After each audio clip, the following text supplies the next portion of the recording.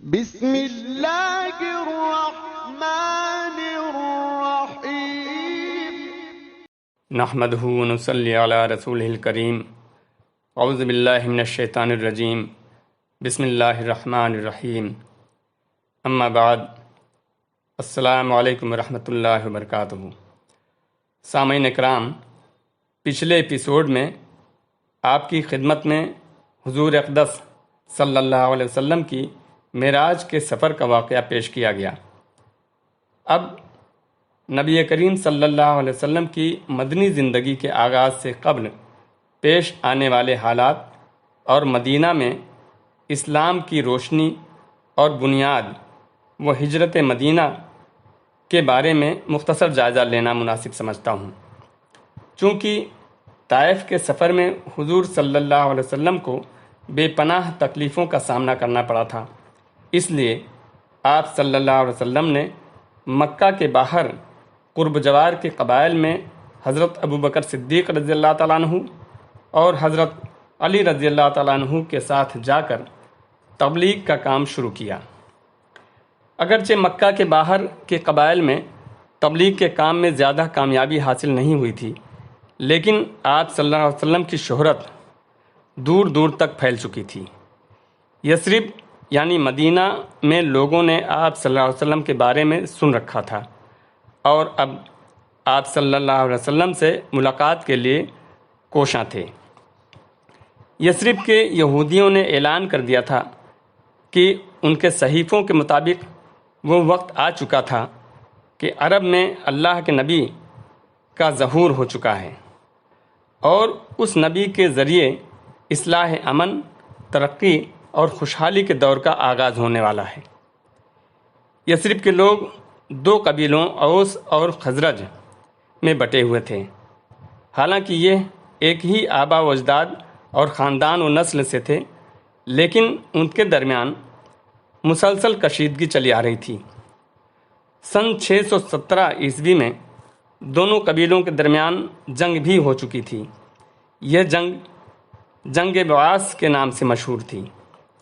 اس کے بعد اگرچہ دشمنی ختم ہو چکی تھی، لیکن کسی رسمی امن کا اعلان نہیں ہوا تھا اور یثرب میں ابھی بھی کشیدگی جاری تھی۔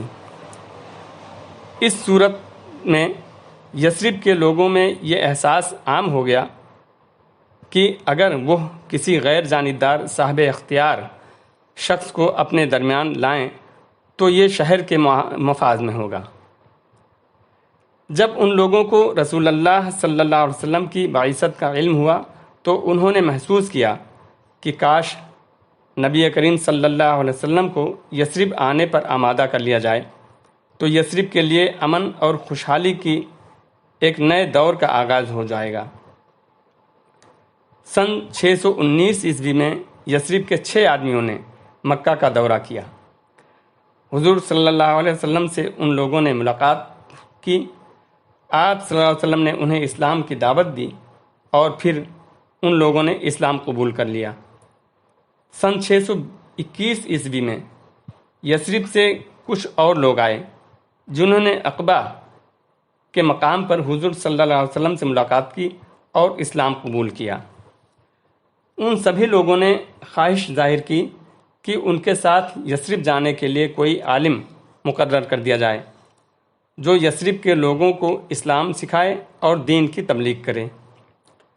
رسول اللہ صلی اللہ علیہ وسلم نے حضرت مصعب بن عمیر رضی اللہ تعالیٰ عنہ کو ان لوگوں کے ساتھ یثرب جانے اور وہاں اسلام کی تبلیغ کرنے کے لیے مامور کر دیا۔ یثرب میں حضرت مصعب بن عمیر رضی اللہ تعالیٰ عنہ کا مشن کامیاب ہوا اور یثرب میں بہت سے لوگ ایمان لے آئے۔ اس طرح سے اللہ تعالیٰ نے یثرب یعنی مدینہ کو حضور صلی اللہ علیہ وسلم کی قدم بوسی اور استقبال کے لیے تیار کر دیا، جو کہ قدرت الہی کا ایک نمونہ تھا۔ سن 622 عیسوی میں یثرب سے ایک بڑا وفد سالانہ زیارت حج کے لیے مکہ آیا۔ اس میں 73 مرد اور 2 خواتین شامل تھیں جو اسلام قبول کر چکے تھے۔ انہوں نے عقبہ کے مقام پر حضور صلی اللہ علیہ وسلم سے ملاقات کی اور آپ صلی اللہ علیہ وسلم کے ہاتھ پر بیعت کیا، جسے بیعت عقبہ ثانی بھی کہا جاتا ہے۔ بیعت کا واقعہ امام احمد بن حنبل رحمۃ اللہ علیہ نے حضرت جابر رضی اللہ تعالیٰ عنہ سے نقل تفصیل کے ساتھ کرتے ہوئے روایت نقل کیا ہے۔ حضرت جابر رضی اللہ تعالیٰ عنہ کا بیان ہے کہ ہم نے عرض کی کہ اے اللہ کے رسول صلی اللہ علیہ وسلم، ہم آپ سے کس بات پر بیعت کریں؟ آپ صلی اللہ علیہ وسلم نے فرمایا، اس بات پر کہ نمبر 1، چستی اور سستی ہر حال میں بات سنو گے اور مانو گے۔ نمبر 2، تنگی اور خوشحالی ہر حال میں مال خرچ کرو گے۔ نمبر 3، بھلائی کا حکم دو گے اور برائی سے روکو گے۔ نمبر 4، اللہ کی راہ میں اٹھ کھڑے ہوگے اور اللہ کے معاملے میں کسی ملامت کرنے والے کی ملامت کی پرواہ نہیں کرو گے۔ اور نمبر 5، جب میں تمہارے پاس آ جاؤں گا تو میری مدد کرو گے اور جس چیز سے اپنی جان اور اپنے بال بچوں کی حفاظت کرتے ہو اس سے میری بھی حفاظت کرو گے اور تمہارے لیے جنت ہے۔ پھر ان لوگوں نے حضور صلی اللہ علیہ وسلم کو یثرب آنے اور ان لوگوں کے درمیان رہنے کی دعوت دی۔ ان لوگوں نے آپ صلی اللہ علیہ وسلم کی حفاظت اور آپ کے دشمنوں کے خلاف جنگ کا بھی بیڑا اٹھایا۔ اسی وجہ سے عقبہ کی دوسری بیعت الحرب کے نام سے بھی مشہور ہوئی۔ واضح رہے کہ حضور صلی اللہ علیہ وسلم کو بیعت عقبہ ثانیہ سے بہت پہلے اللہ تعالیٰ کی طرف سے بتا دیا گیا تھا کہ آپ کو ہجرت کرنی پڑے گی، اور ایک مرتبہ خواب میں مقام ہجرت کا نظارہ بھی دکھا دیا گیا تھا۔ آپ صلی اللہ علیہ وسلم نے دیکھا تھا کہ وہ جگہ کھجوروں والی زمین ہے، یعنی وہاں کھجوریں بکثرت ہیں۔ یہ خواب دیکھ کر آپ صلی اللہ علیہ وسلم کا خیال تھا کہ ہم کو یمامہ کے علاقہ میں ہجرت کرنی پڑے گی، کیونکہ وہاں بھی کھجوریں بکثرت ہوتی ہیں۔ بعد میں معلوم ہوا کہ آپ صلی اللہ علیہ وسلم کو یثرب یعنی مدینہ کی طرف ہجرت کرنی ہے۔ جب دوسری بیعت عقبہ مکمل ہو گئی اور اللہ تعالیٰ نے اسلام اور مسلمانوں کے لیے نئے وطن یعنی مدینہ کی سرزمین ہموار کر دی، تو رسول اللہ صلی اللہ علیہ وسلم نے مسلمانوں کو اجازت فرمائی کہ وہ اپنے اس نئے وطن کی طرف ہجرت کر جائیں۔ یہ حکم پاتے ہی مسلمان اپنے گھروں کو خالی چھوڑ کر عزیزوں رشتہ داروں سے جدا ہو کر مدینہ کی طرف جانے لگے۔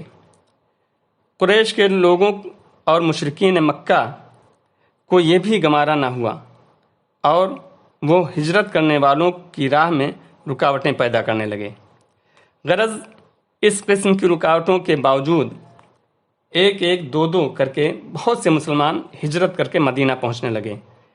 وہاں یہ تمام مہاجرین مدینہ کے مسلمانوں کے مہمان تھے۔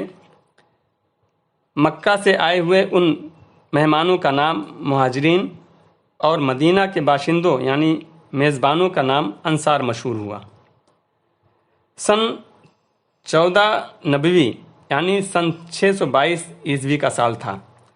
مکہ میں صرف رسول اللہ صلی اللہ علیہ وسلم، حضرت ابوبکر صدیق رضی اللہ تعالیٰ عنہ اور حضرت علی رضی اللہ تعالیٰ عنہ اور ان کے اہل و عیال باقی رہ گئے تھے، یا چند نہایت ہی کمزور و ضعیف لوگ جو ہجرت کی طاقت نہ رکھتے تھے مکہ میں باقی پیچھے رہ گئے تھے۔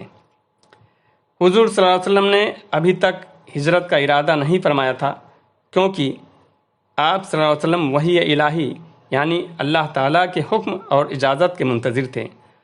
حضرت ابوبکر صدیق رضی اللہ تعالیٰ عنہ نے اپنی ہمراہی کے لیے کہ رفیق سفر ہوں گے روک لیا تھا۔ اسی طرح حضرت علی رضی اللہ تعالیٰ عنہ بھی آپ صلی اللہ علیہ وسلم کے حکم اور اجازت کی بنا پر رکے ہوئے تھے۔ اگلے ایپیسوڈ میں انشاءاللہ قریش کی حضور صلی اللہ علیہ وسلم کے قتل کی سازش اور آپ صلی اللہ علیہ وسلم کے ہجرت مدینہ کا واقعہ پیش کرنے کی کوشش ہوگی۔ اللہ تعالی ہم مسلمانوں کو پیارے نبی صلی اللہ علیہ وسلم کی سنتوں پر عمل کرنے کی توفیق عطا فرمائے، آمین۔ وصلی اللہ تعالی علی خیر خلق محمد وآلہ وبارک وسلم۔ والسلام علیکم ورحمۃ اللہ وبرکاتہ۔